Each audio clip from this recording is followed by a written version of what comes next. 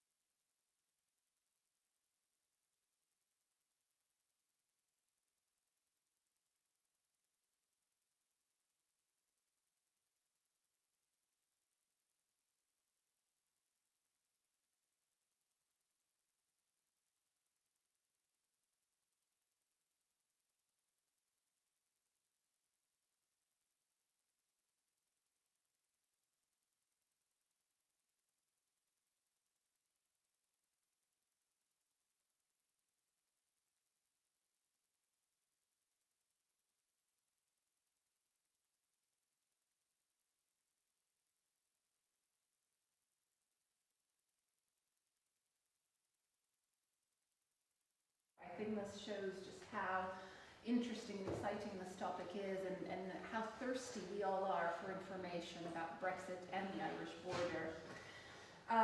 This subject is timely not only because of its impact on the UK, which is Brexiting, on Ireland, which will be impacted, of course, by Brexit, all of Europe, but also because of the impact of Brexit on worldwide, basically, the global impact of Brexit, what it signifies. As we all know, we're at a time when the world order is changing. We just don't know whether we are creating new institutions or undoing old ones.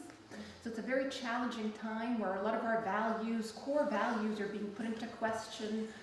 Parts of the international system that we took for granted are being put into question. The world order, really, as we know it, is being put into question. We're seeing the rise of populist movements across the globe, from in Europe, from the Gilets jaunes to the sovranisti here in Italy, all the way to what's happening in my continent, Africa. I'm from the Middle East, I'm Egyptian. The Arab Spring, what we're seeing now in Algeria, what we're seeing elsewhere, where the youth are basically in the street trying to claim back what they say is their country and their right to decide. So we're seeing many different manifestations of what seems to be the same phenomenon of people wanting to take back control, to have a more direct say. And so I can't think of anything more exciting than hearing about Brexit and the Irish border from Tara Keenan. She is probably known to many of you. She's a professor here at JCU. She has taught history, politics, sociology, writing, and research methods, courses in Ireland, New York, and Italy. She teaches composition and directs the Writing Center here at JCU. And in case some of you haven't read her book, Irish Women in Street Politics, which came out in 2010, I strongly recommend it. I flipped through it today and must say that it's a truly fascinating read. And so a strong recommendation from me that after this lecture, you Google this particular publication of hers. So Tara, without further ado, the floor is yours. Very excited to hear your views.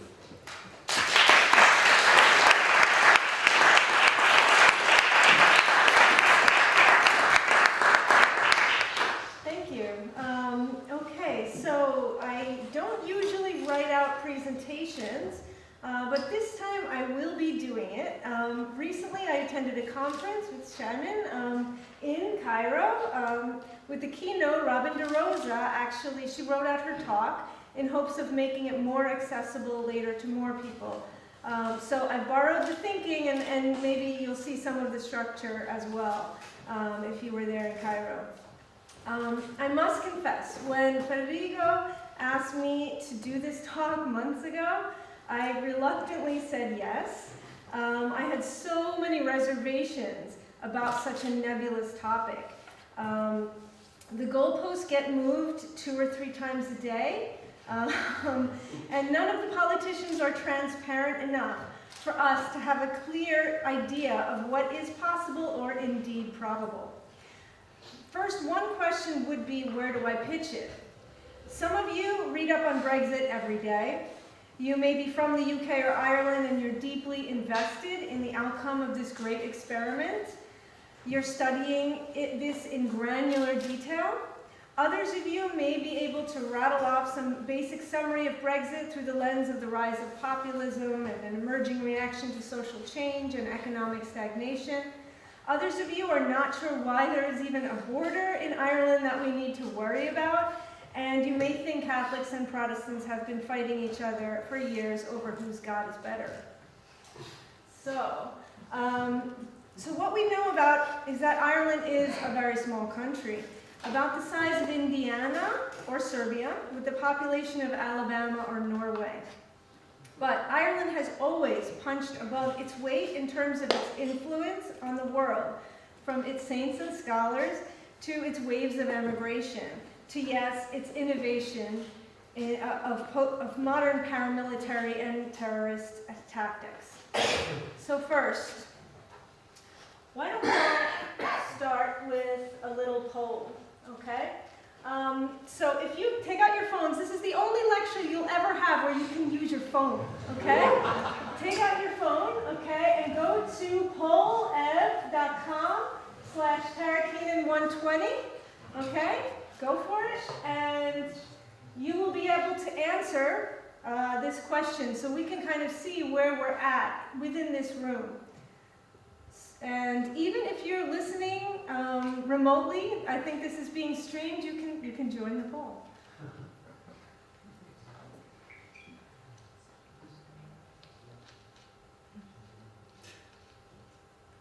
So you'll see it'll move as we vote.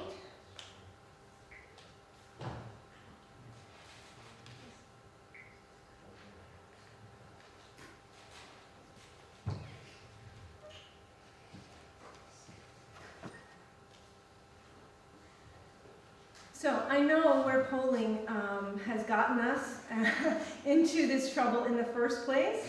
So let's think of this as a little mini object lesson. But one thing we will learn from this is that though most of us are disappointed in the democratic process right now, we can hopefully learn from our mistakes. Much of this presentation, like Brexit itself, is going to be a choose-your-own-adventure. And it will articulate far more questions than answers. What are the benefits of choose your own adventure? Well, you get to take control of the narrative, as we were saying in the opening, by majority vote. The limits, unless you are really good, it's hard to protect your minorities.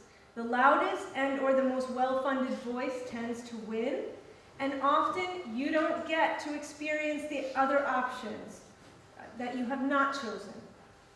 So with that said, I'd like to start the Choose Your Own Adventure portion of this talk with the caveat that much of what I'll be saying is simplified just due to the imperatives of time. And we won't get to everything.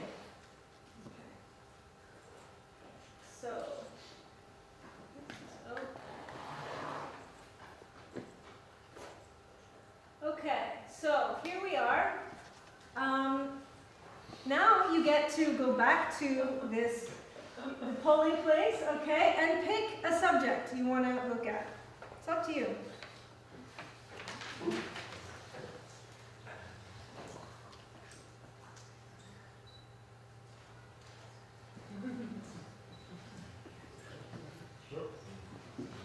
We may have to sacrifice one of these topics, so pick wisely.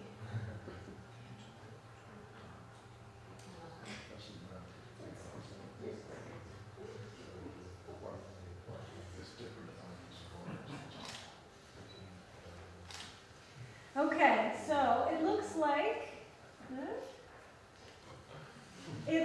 what is different about this border is winning. Okay, so let's go.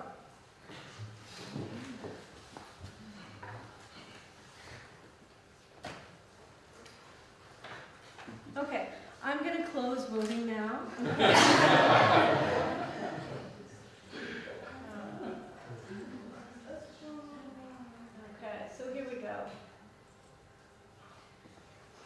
So now, what is different about this border? For one thing, it is contested. Okay, unlike much of the European borderlands that we know, you have an unresolved 800-year-old political conflict where both parties claim sovereignty over the same land. This has happened before, of course, but the border's most recent history has shown how conflict can, for the most part, be addressed through slow and deliberate acts of commitment and trust in the process. We must remember that the Troubles was one of the deadliest conflicts in Europe in the past 50 years, one of the most sustained and densely clustered campaigns of violence the EU has witnessed in that period. Over 3,500 people were killed, more than half were civilians, 32% were members of the British security forces, and 16% were members of paramilitary groups. The physical geography of this border is also different. If we look to the east, we can start to imagine what we're up against. From the top of Norway to the Black Sea, you have 120 official crossings. The 310-mile Irish border, on the other hand, has 208 official checkpoints, that would be official checkpoints, but the figure is more likely 300, maybe even a little bit of upwards of 300 if you include the private laneways and private roads and that kind of thing. So we're talking about a border, a tiny border that's actually has twice the amount on the eastern side of Europe, making it potentially the most porous land border in Europe. So this is what the border looks like today. What's interesting in this picture is that you go in through the front door on one side of the border and the back door is on the other side of the border. So your kitchen can be on one side and your living room can be on the other. Okay, so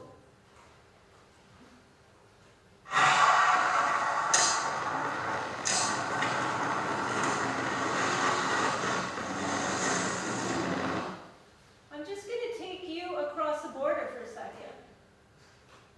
Okay? Into the Republic of Ireland again. Sorry about the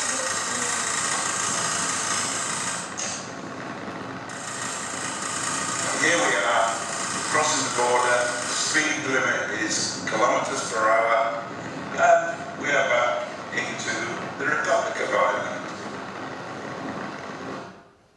That's crossing the border today. This video that I found on YouTube is 5 minutes, and in 5 minutes he crosses the border 3 times. So this is the kind of thing we're talking about when we talk about the border. Okay, so it's called border hopping, if you get a chance to check it out. So, let's see. Okay, so now let's look at Norway's border. If we're trying to compare, we want to think about what we could be getting into here. So if you look at Norway's border, this is what you're looking at. And what does a typical EU border crossing look like on the eastern end? It's marked by large physical structures, blockaded with traffic barricades, surrounded by fencing for customs checks. They're policed by state personnel checking passports. Customs officials are monitoring the flow of goods. Security personnel guarding the entrance to their respective countries. So that's what we're talking about when we talk about a border crossing, okay?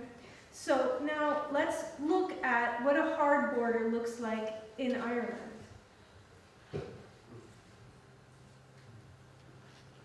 Yes, this is Armagh, okay? And if you know about Ireland, I know it's known as bandit country, okay?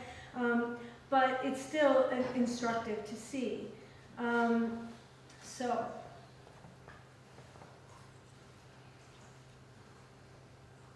I'm going to show you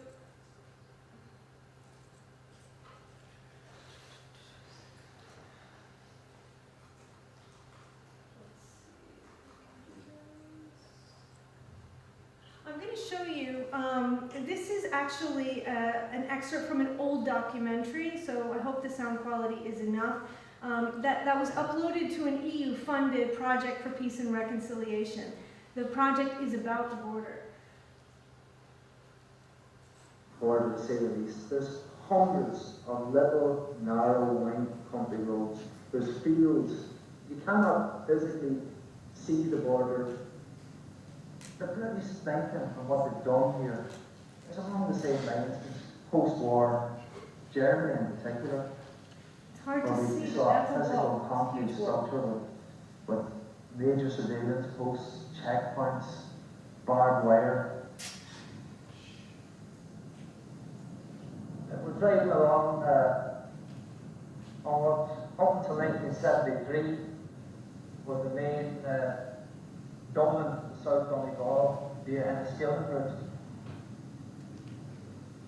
What happened in 1973 was that the Loyalists in County Fermanagh That's a broken bridge. blew up Abilene Bridge. The effect has been commercially to the people in County Cavan and Balturban particularly. Disastrous, the extent that industry has since closed down. Shops, traders in general, get it very, very difficult to entice new business into the town for the very fact that there's only one way out of the town, one way in, is from the south. Socially, culturally, the effect has been disastrous because it is a fact that people under the age of 35 now don't know their neighbours, what should be their friends, and probably relations, just 3 miles from Balturban, on the County side. Up to 1973, there was dances, there was a general crossing of the border here at this bridge. There was a natural hinterland to Balturban. There's been intermarriages. So I'm sorry about the sound quality because that's the best I could do. But the point he's making is, this kind of border actually, cripples the economic viability of a lot of these towns. It actually just pulls at the social fabric. Okay, he's talking about people who don't know each other. Who once socialized and no longer do because it's just too hard to get back and forth over the border. So this is what Ireland knew. And you saw what the border looks like today. So you can see this is a gigantic shift. If we're talking about a hard border, this could possibly be the kinds of things that we're talking about. Now, I want to think about what people do in that situation when they're deprived of their social fabric, their natural neighbors, that kind of thing. So I'm just going to show you another piece, and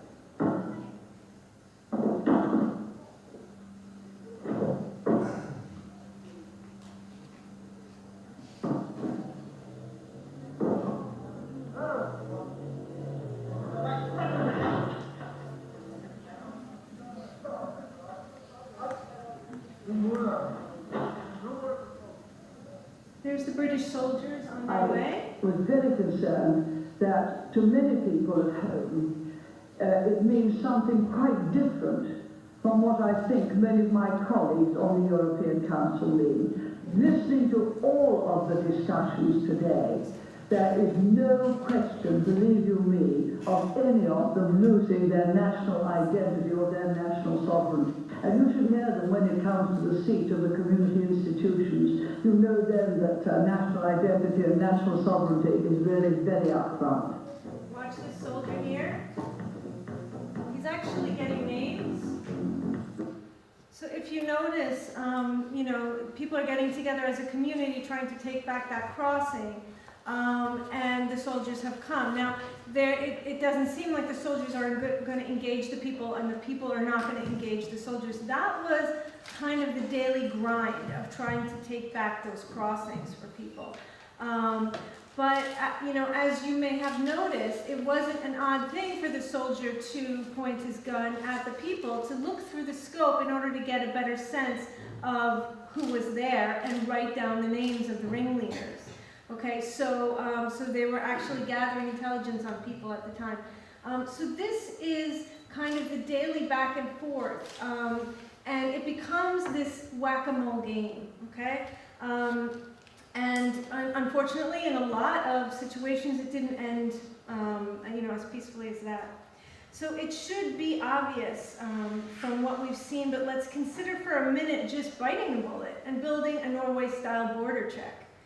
Okay, 300 of them, with surrounding military fortifications. The Republican movement have signaled their objection to all of the above through sustained campaigns of violence over the years. Though much of the Republican movement have decommissioned their weapons, it is folly to think that they all have, as Jerry Adams, the voice of the Republican movement, reminds us. I'm just gonna,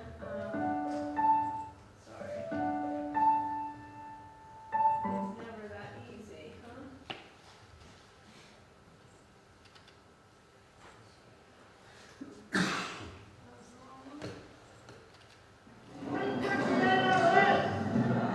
In this clip, he's asked, what about the IRA? And this is his response in 1995. They haven't gone away, you know. They haven't gone away yet.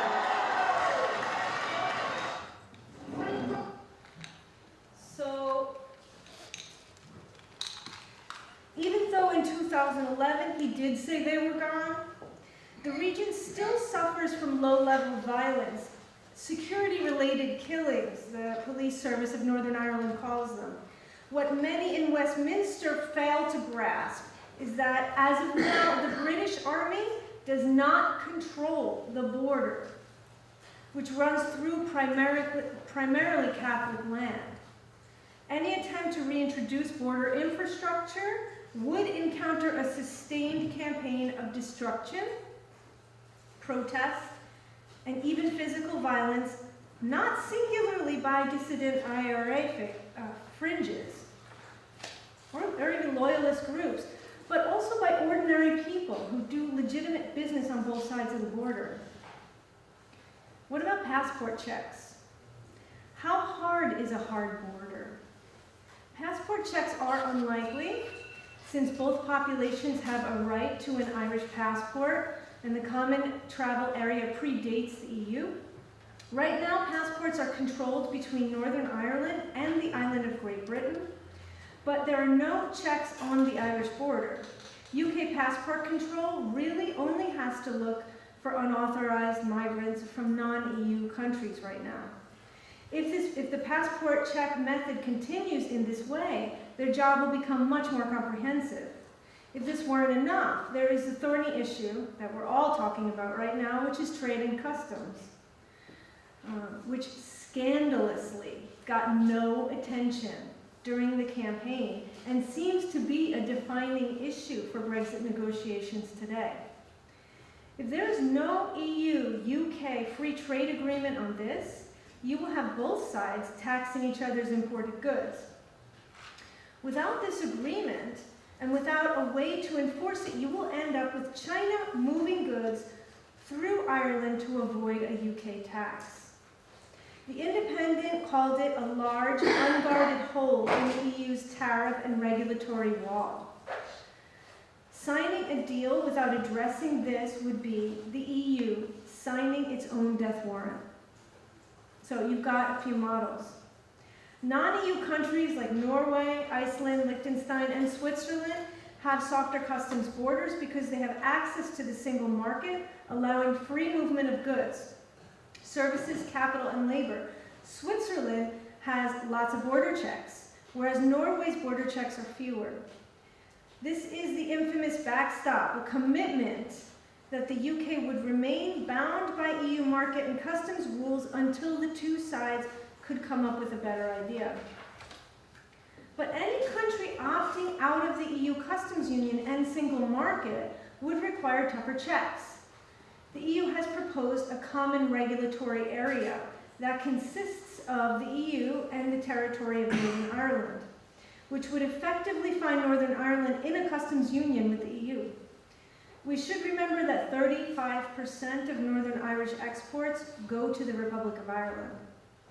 Supply chains are highly interconnected and span both parts of Ireland, and disruption of these supply chains would threaten many well-established companies. Guinness is an obvious example, the aerospace company Bombardier, not to mention the agro-food industries. This would eliminate the need for checks between Northern Ireland and Ireland, but it would mean that there would have to be checks between Northern Ireland and the rest of the UK.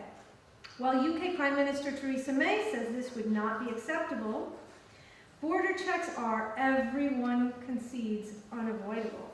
So the question becomes, does the UK allow a customs separation with Northern Ireland, washing customs and border checks into the Irish Sea like they've done with passport checks? Or does the UK adopt a Norway model for the entire UK?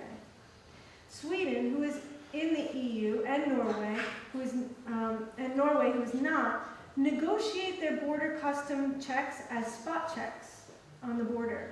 Bigger vehicles could be checked at a customs depot well before getting to the border. Technology could be beefed up, but that would be a longer-term addition to the arrangement.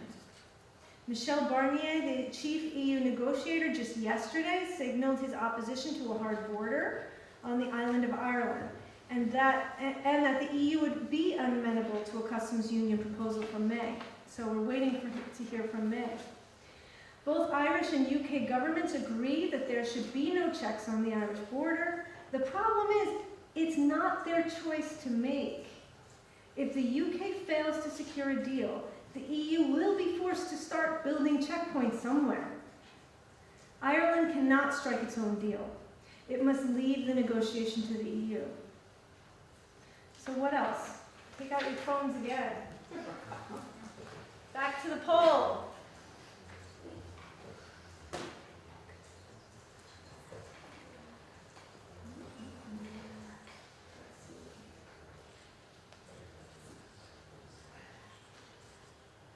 Here we go. What do we want now?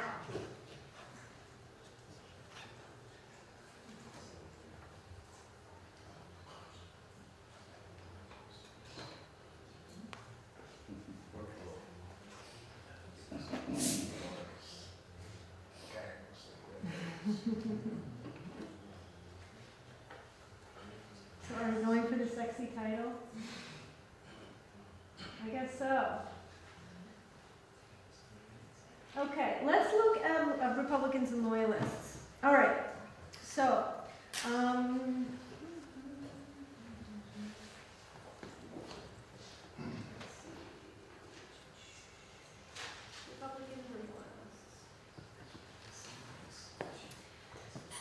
though the Irish Republican border campaign from 1956 to 1962, where the IRA attacked border installations and infrastructure, was a spectacular failure, by the next decade, the Republican movement had become one of the most advanced and innovative paramilitary movements in the world. Therefore, if the EU, Ireland, and the UK set up a hard border, they should expect some form of armed resistance to it. The imposition of a hard border would set us back decades in the peace process, and though it would be unlikely to ignite Republicans in the same numbers as the 1970s, the latest incarnation of dissident Republicans are signaling that there will be some sort of armed response. You've got a car bomb in Derry in January, and then 3 improvised explosive devices last month. You've got Brian Kenna, the voice of New IRA thinking, declaring that Brexit is an opportunity and a huge help to the violent resistance of the British presence in Ireland. So, any of the physical structures of border checks erected, any of those structures, will be at the very least viewed as a provocation, one that has traditionally been answered with a bullet. What does violence against these installations look like? Skirmishes, cross-border sniping, dropping dead bodies on borders, bombing. One customs hut was bombed and replaced 12 times in 2 months. The attacks were so relentless that they started towing huts out, in and out each day, and then they were getting attacked and ambushed. To reinforce the border in Armagh, which admittedly we said is bandit country, you had 12 British Army watchtowers, 4 helicopter bases, 6 army bases, 4 police stations, 6 permanent border road checkpoints, and numerous roads sealed off. A drone will be shot down. A border force will be ambushed. To be sure, there are skeptics saying conditions are not right for a return to violence. There's no civil rights movement. There should be no state violence. There is not the same supply of arms. And there's a huge reluctance among post-9/11 Irish America to dig into its pockets again. And I so want to agree.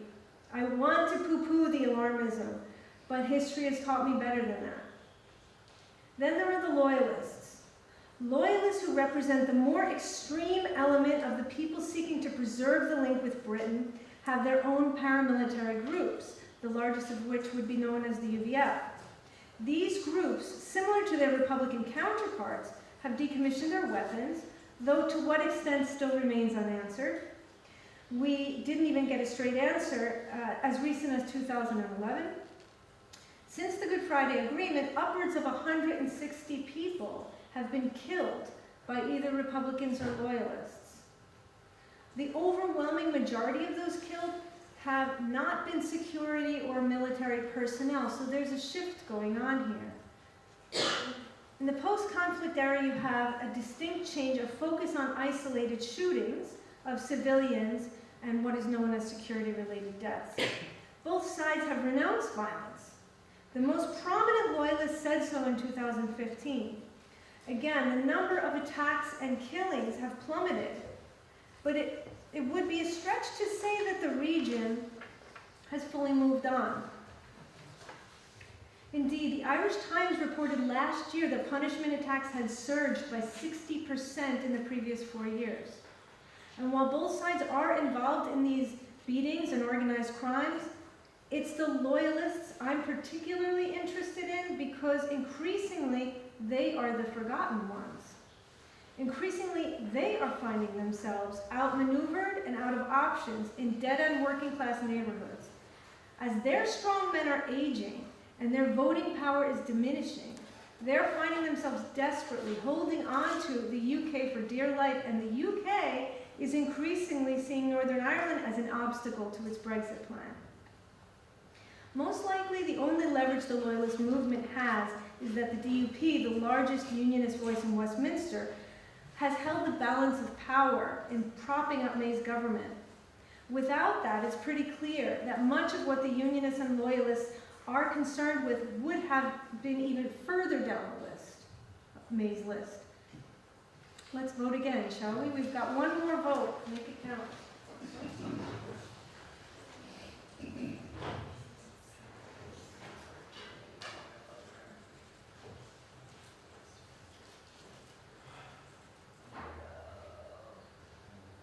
Which one do you want?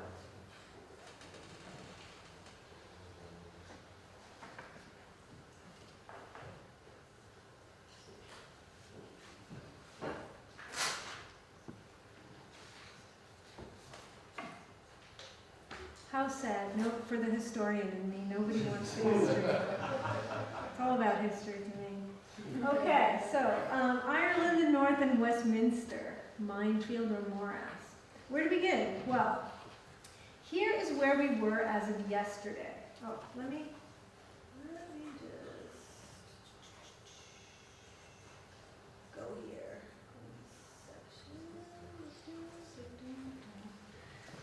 May was on her way to throw herself at the feet of Macron and Merkel for yet another extension, claiming even though talks with Labour had stalled, they were close to a deal. The EU is scheduled for a summit tomorrow where they will presumably debate an old clash favorite, should they stay or should they go? Though it looks like a year extension is in the cards, meanwhile, May is facing a bill at home that forces her to set out a timetable for the delay. This will prevent a no-deal exit.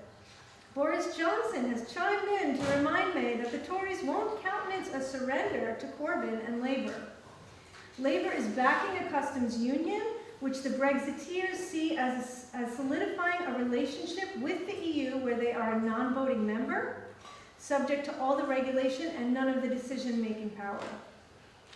But it looks like cracks are starting to appear, though, with Brexiteer columnist Peter Osborne declaring, oops, he's made a mistake. A long delay may open up space also for a second referendum, But equally, it would hold everyone in limbo, affecting the economies and, let's be honest, the psyches of all involved. Ireland is suspiciously silent, no? Well, to a certain extent, this is out of their hands.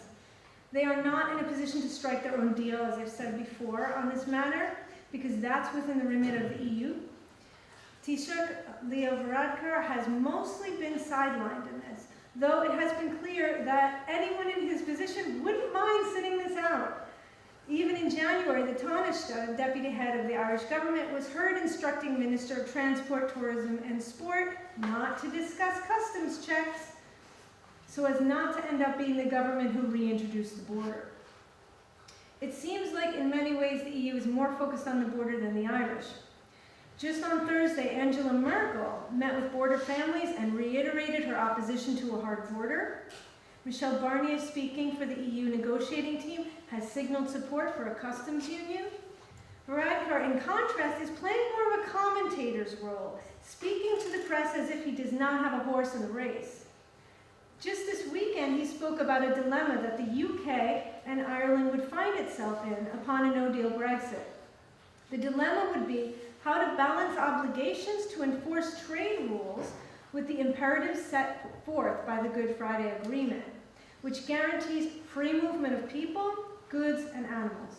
He then went on to say that he hopes the 2017 backstop agreement would be honored in a no-deal scenario. Hope springs eternal, I guess. At least he's not sending thoughts and prayers yet.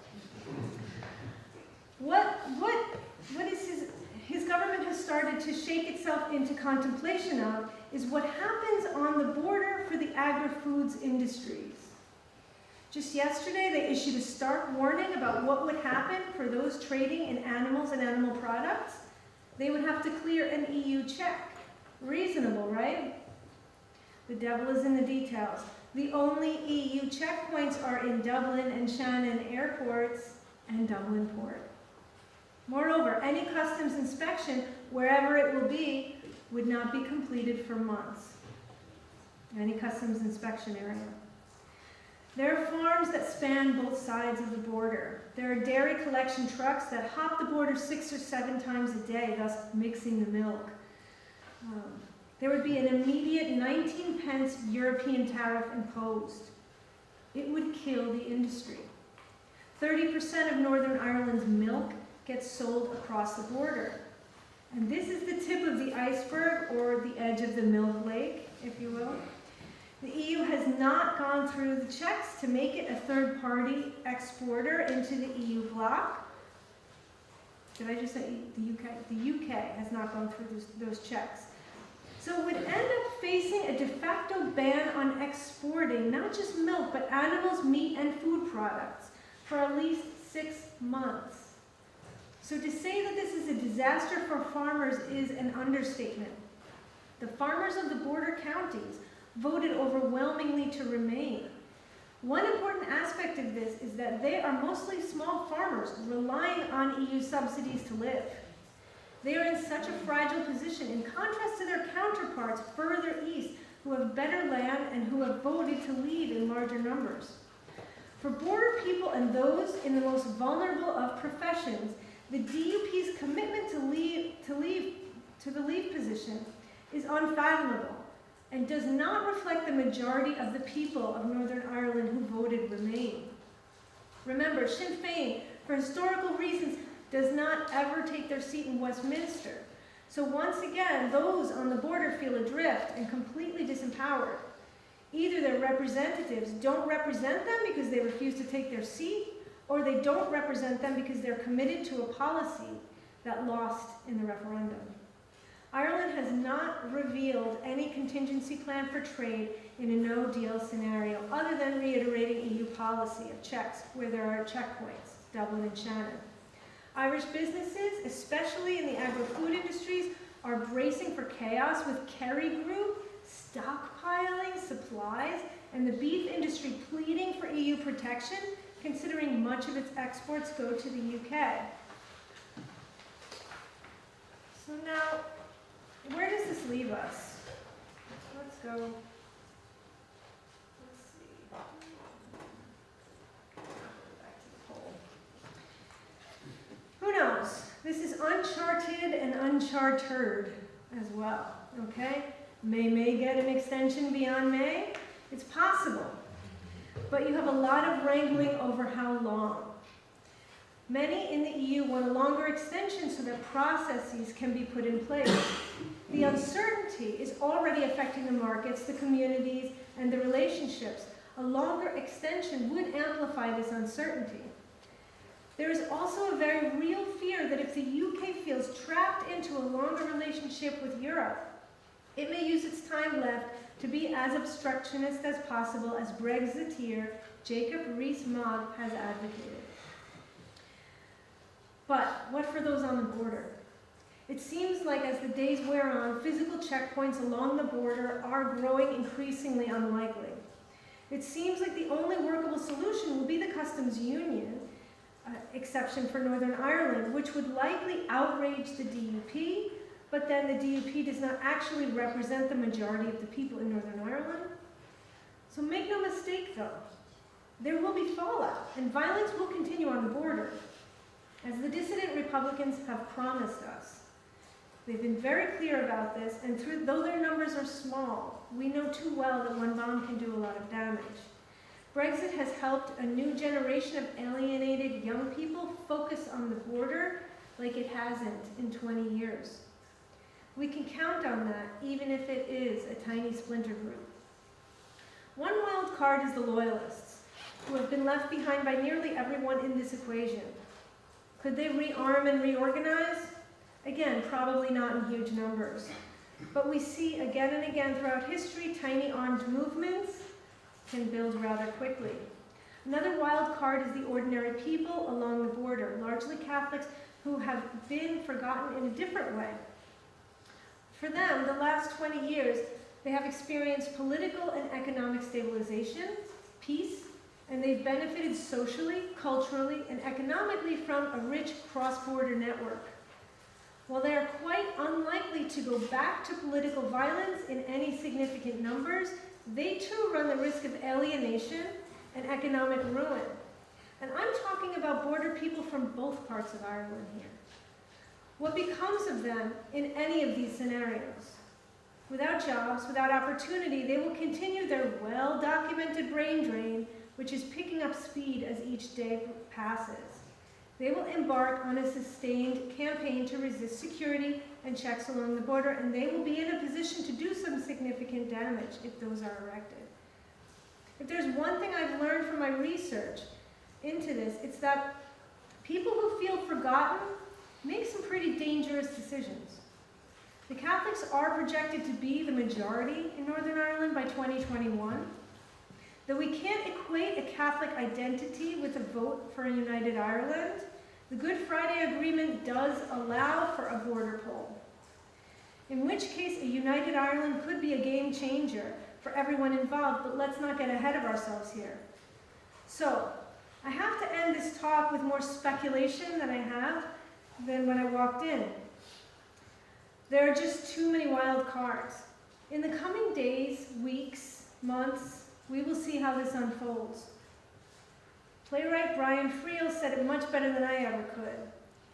I don't believe that a period of history, a given space of time, my life, your life, that it contains within it one true interpretation, just waiting to be mine. But I do believe that it may contain within it several possible narratives. The life of Hugh O'Neill can be told in many different ways, and those ways are determined by the needs and demands of the expectations of different people in different eras. Many of us still hold out hope for another referendum or a snap election to bring the UK back from the brink of Europe. Europe is Britain's to lose right now, but it's not over yet. Thank you.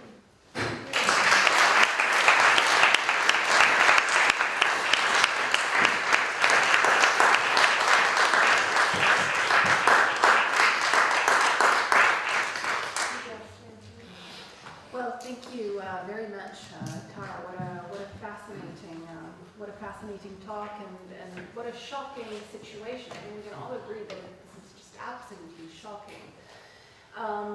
So let me kick off, I guess, the discussion with one question to you, and then let's open the floor and collect a few questions as well. And I'm sure we will have several rounds of questions and answers here. I guess my question to you is about accountability in politics. How is it that as the Brexiteers were campaigning for Brexit, we never once heard the word Ireland?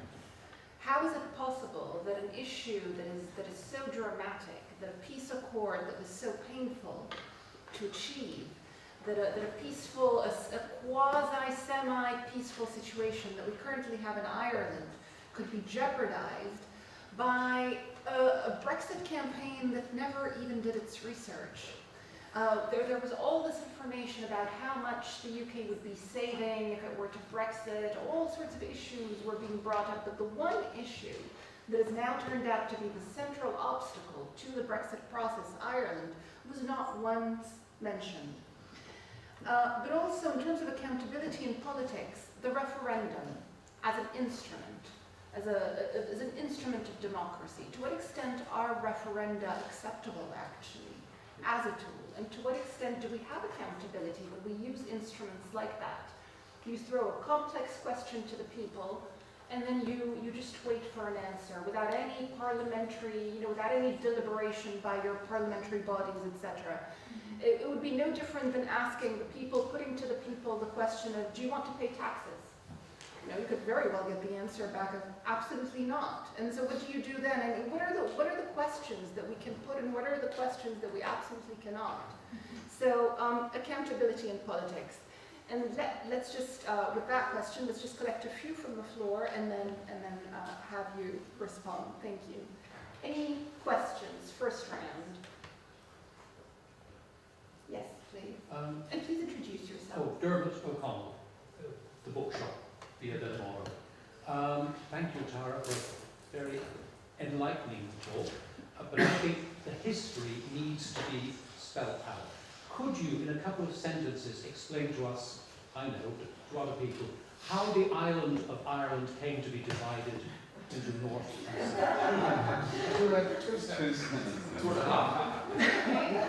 I guess one more question, and we given the breadth of the question, and we hand over to you, please.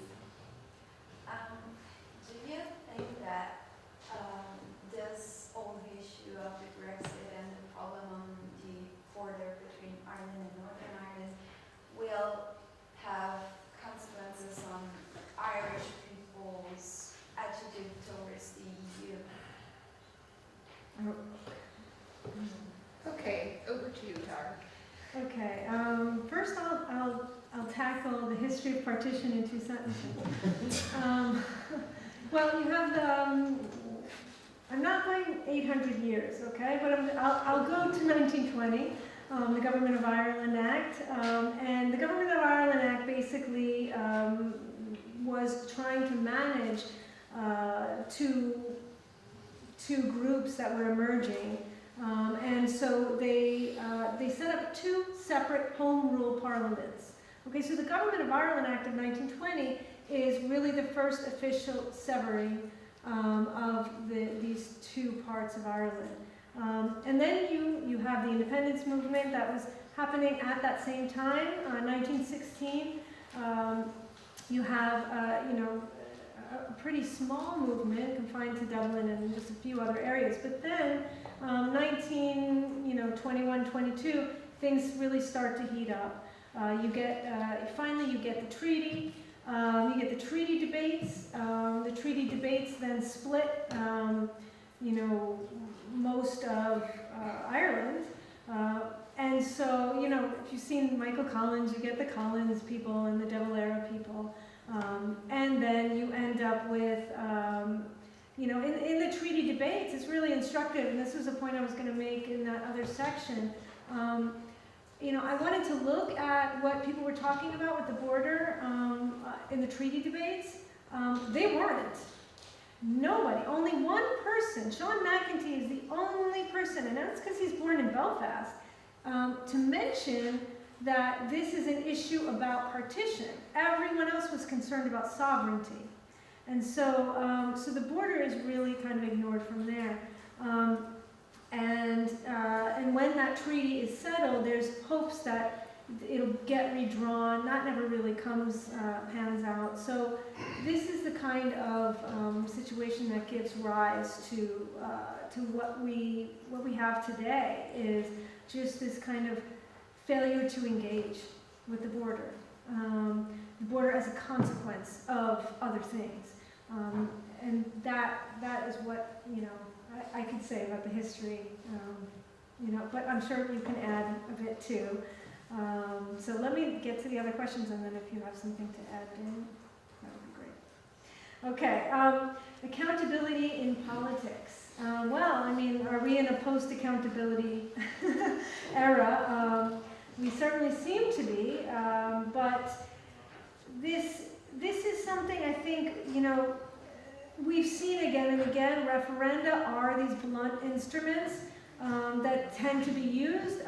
Oftentimes, people use a referendum and then decide that that wasn't the right decision, so they send people back to the polls. Ireland experienced this quite a few times, okay? We'll keep sending you back until you get the right answer, right? We did this with Polish accession into the EU. I was there for that one. Abortion, we've done it again and again. So some countries have been, pretty happy to send people back to the polls until they get the right answer. The thing I think you need to be committed to is to have, as fair an educational moment as possible that look at all of the potential disasters this can cause and all the potential benefits that this can bring. And that didn't happen. So a referenda is probably, direct democracy is tough. It's a tough thing. When did women get the vote in Switzerland? Yesterday. So referenda are quite tough to work with. I wouldn't be a fan of this kind of activity because, as I said, it tends to not protect minorities. It tends to be the loudest or most well-funded voice wins. And then in terms of the consequences, how are the Irish going to view people? I think you're talking about the Northern Irish? In the Republic. So how are the people in the Republic going to view Europe? Yeah, if they will see Europe as kind of an enemy because they do not, it causes a lot of damages to Irish economy or. I don't get that sense that that people in Ireland will look at Europe that way. Europe didn't ask for this. So I do get the sense that this has significantly damaged Anglo-Irish relations. And, there's ways to salvage these things, but you've got to want to salvage them. And it has seemed to me that from a British perspective, it hasn't really seemed like the British have really wanted to reach out as much as they could to Ireland. So that's the tough part. I don't really see the Irish and young people in Ireland really blaming Europe. They tend to feel quite invested in Europe. Where they will have a problem with, is going to be, Westminster and the people kind of making decisions over what they feel like is everybody's head. If you talk about the youth in the UK voted overwhelmingly to stay. So this is where we're at. A second round of questions, please. Yes. Prof, thank you for the talk. First of all, it was fantastic. Thanks. And my question is, when you take into consideration nations that have borders that have defensive non-aggressive zones, essentially non-aggression areas, now that some 20 years since the Good Friday Agreement was established, could these non-aggression zones possibly be an outlet for this soft/hard border question in the Northern and Republic of Ireland? Okay. Yes, please. Hello, hi Dara. Just back from Ireland. And the mood there, I think, is one of, there's sort of two camps. One is dismay tempered by schadenfreude, and the other one is delight, I suppose tempered by worry. I put myself in the second camp. I was wondering in which camp do you belong? Do you not think that Brexit might be pretty good for us? Okay, one more question perhaps before we have it. Yes, please. What is a backstop and why do I hate it so much? Speaking as I'm not old for Okay. All right. So non-aggression zones. You have. Are we talking about sort of a North Korea, South Korea thing? I would rather, I would say something more along the lines of what's maybe Peru and Ecuador implemented during the civil wars in the 70s, where they had to do that in order to stop migration. And where there was a sense of peace in the northern regions of Peru and the southern regions of Ecuador.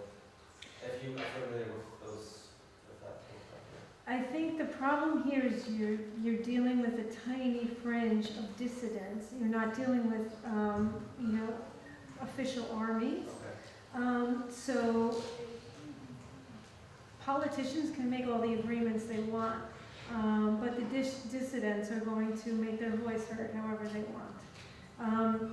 So I don't know if that would work. I also think that in terms of trade and everything else that we've been talking about, the necessity to hop the border so much in your daily life would make that pretty difficult. The amount of border crossings, as we said, is huge.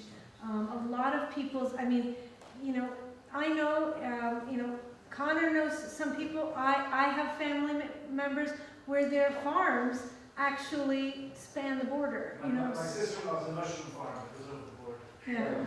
So this kind of thing would be really, really tough to I manage. understand. My father's businessman is in Mexico. I do live on the border, and it's super tough to have to deal with that every day. You're talking, that's a militarized border, and you're talking 4 or 5 hours if you don't have the special permit. 20 minutes if you're lucky. Yeah. Okay, so then Connor's question, could Brexit be good for us? There is certainly rumblings, especially with the demographic change that is underway in the north,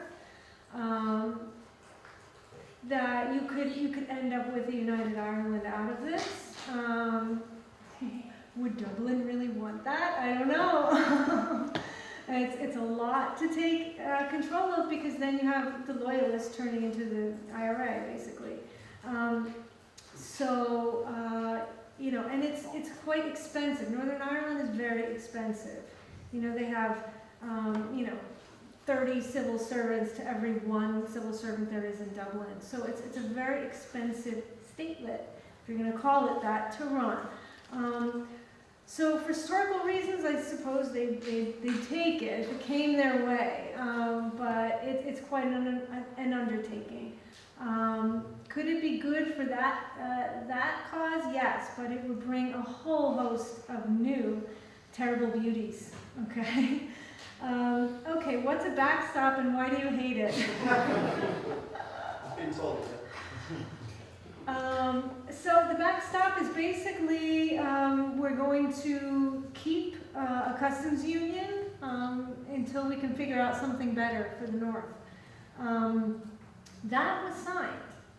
So we have something, on paper that commits to this backstop. Whether it continues, we'll see. But this is the fail-safe that even if they crash out, they have already committed to this idea. Okay. But it changes by the hour, so it's very hard to know. So why does everybody hate it? And why? why are they all against it? We don't want to, I'd vote for the agreement if there wasn't a backstop. Well, the fear among Brexiters is that this will tie, the UK to the EU indefinitely. So, It's a good thing. Huh? so there is that fear, they want to sever relations.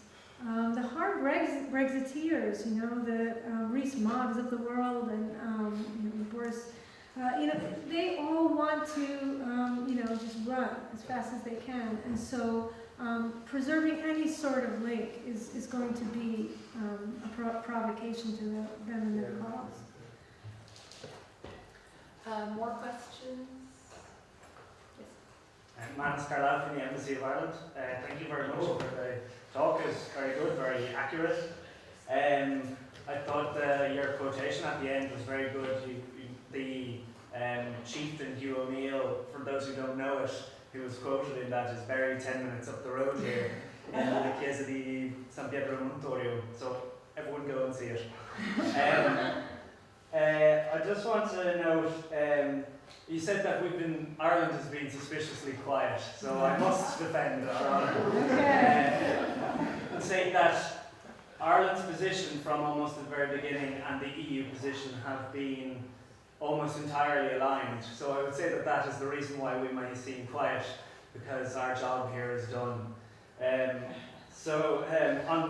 And could Brexit be good for us? The official Irish position is no. Brexit in no way will be good for us. We are so sad to see the UK go. We don't want to see them go. They're our family, they're our neighbours. That said, at the moment, our position is that the withdrawal agreement as it is, with the backstop, is the only way forward and is the best way forward. But I won't be one of those people that just says this is more of a statement than a question, so I will ask a question. Do you think we can count on the EU solidarity as we go forward and as this takes more and more and more time? Mm-hmm. Other questions? More questions? Yes, go ahead. You seem to be debating whether Think to... about it. Okay, all right. Okay, well, I'll take this one and you can ruminate. Okay, so EU solidarity. What has been quite impressive is EU solidarity.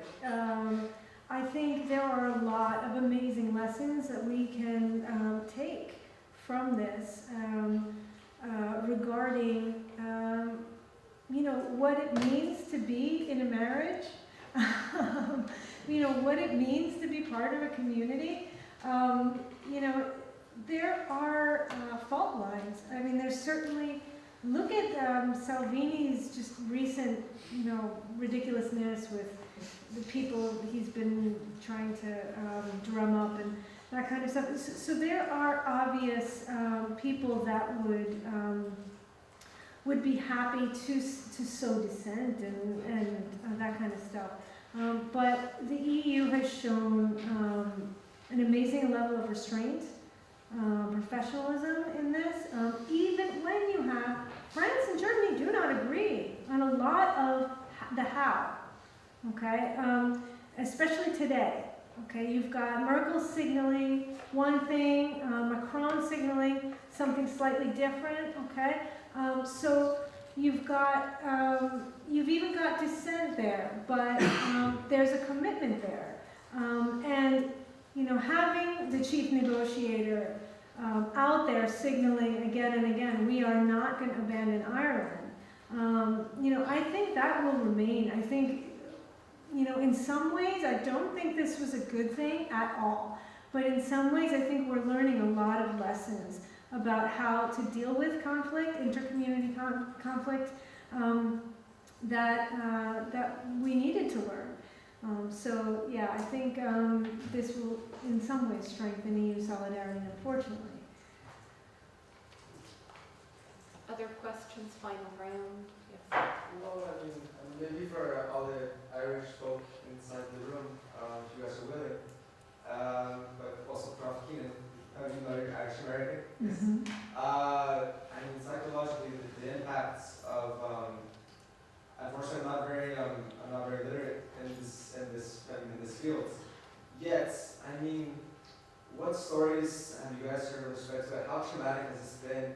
is this something that could be resolved culturally between two essentially a nation torn apart, but the roots being, if I'm not, correct me if I'm wrong, essentially religion, and how much the impacts could there ever, could any of you really imagine there being a sort of coming together of sense of brotherhood?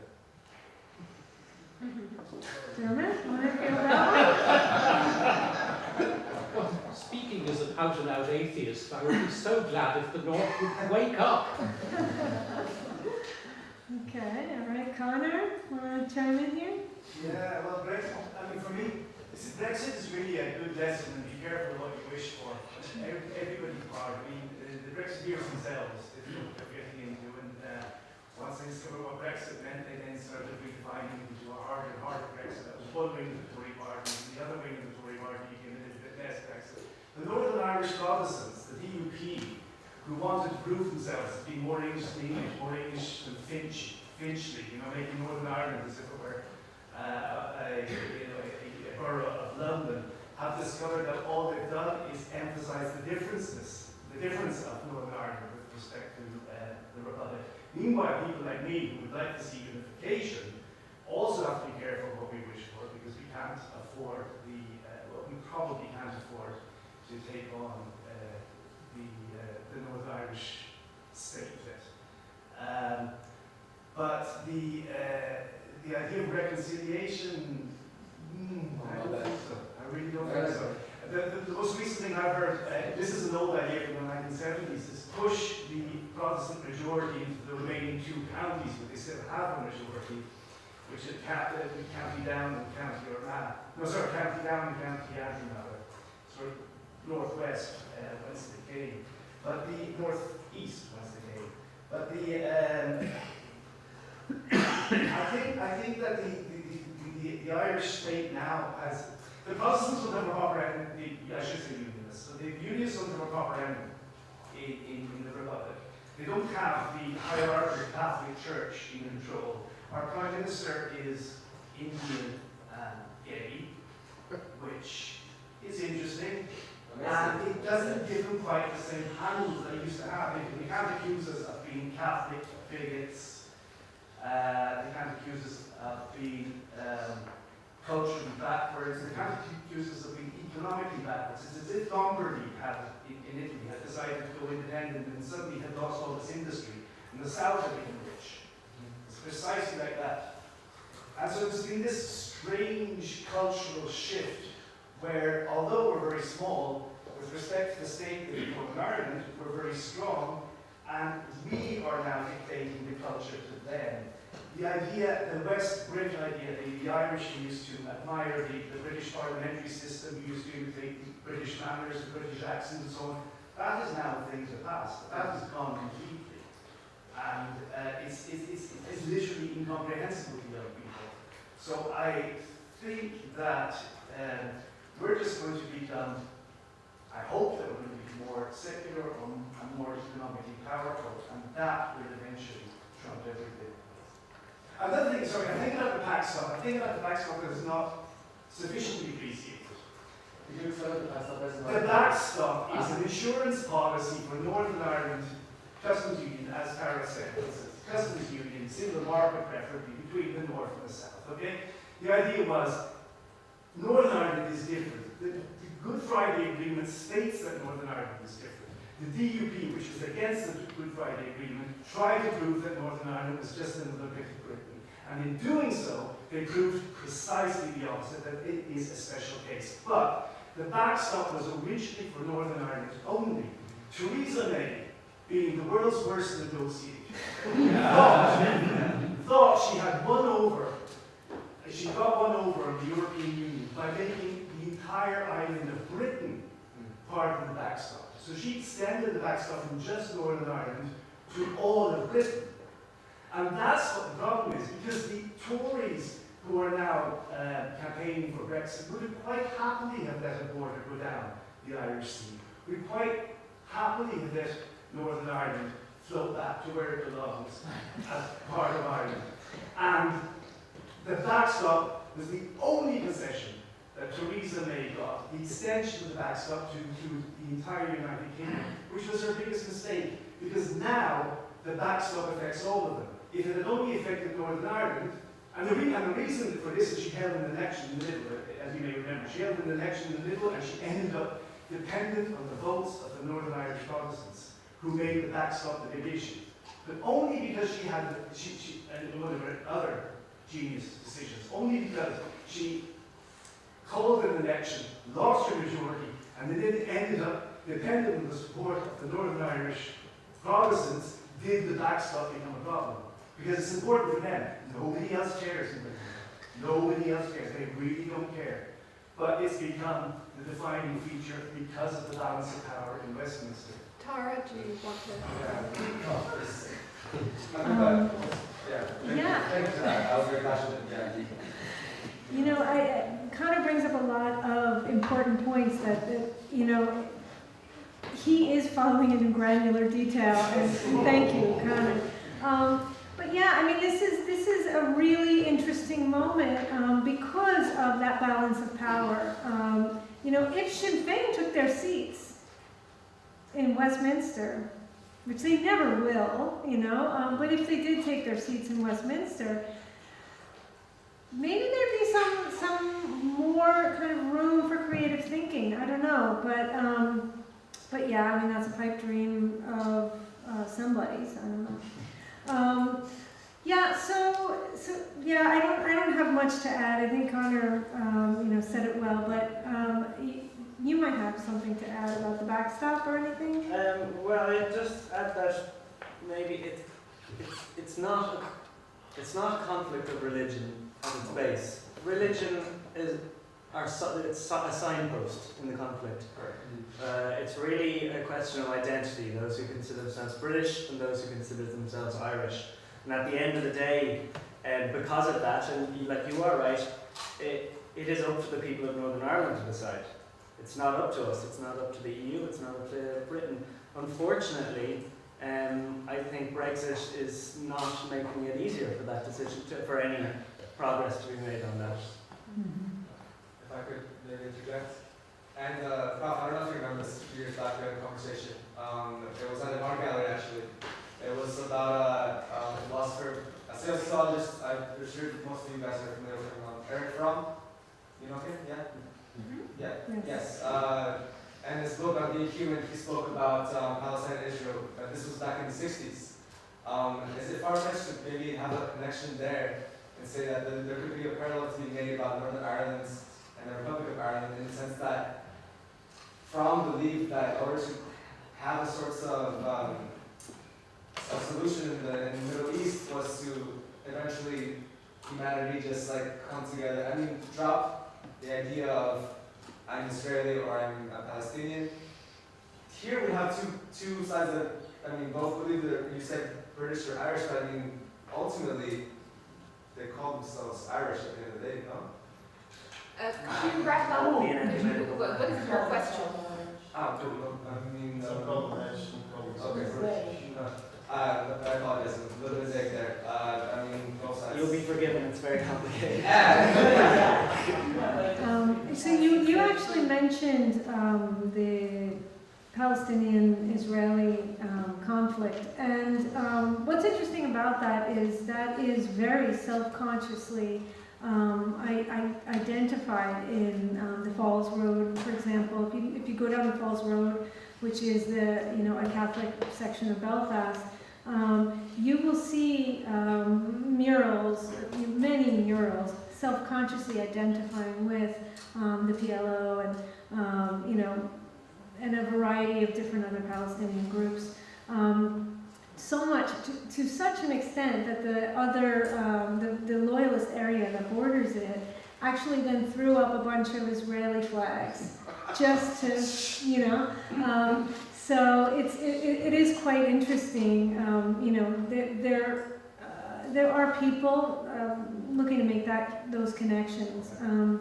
There are a lot of similarities. It basically comes down to who has felt disempowered and who has felt empowered, and community relations. We deal with this, in every country.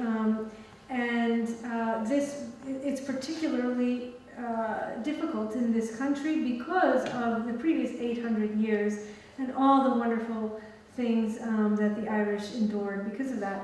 So, so it is particularly difficult, but yeah, you can make connections there.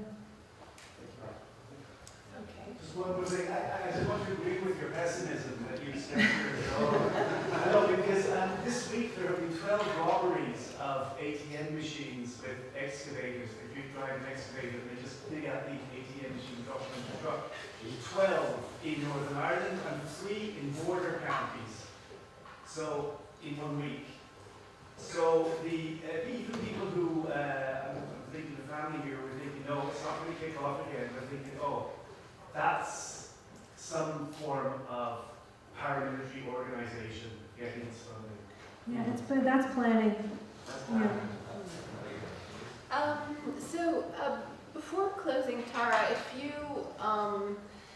you had to look into your crystal ball and if you had to put your money on what may happen in the future, I know that it is very difficult to predict what will happen with this issue, and if we could, we wouldn't be in the situation that we're in. But if you had to put your money on one scenario, on the scenario that is most likely to unfold, what would your bet be?